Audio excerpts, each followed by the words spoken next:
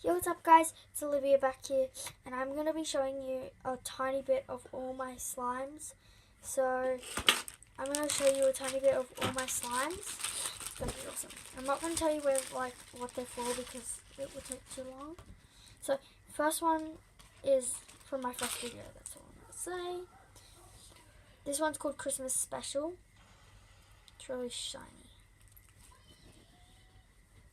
Second one is Snowy Slime, because it sort of looks like snow with the foam beads as well.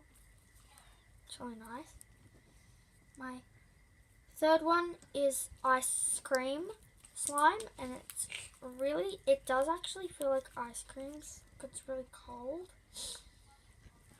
My fourth one is Strawberry Cheesecake, and this is only a tiny bit of all the slimes, except for the special Christmas one. That's how big it actually is.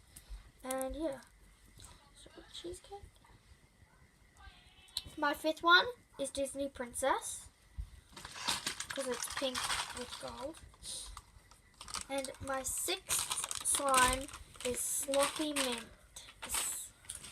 Yeah, so they're not the best, but yeah, this is what they are.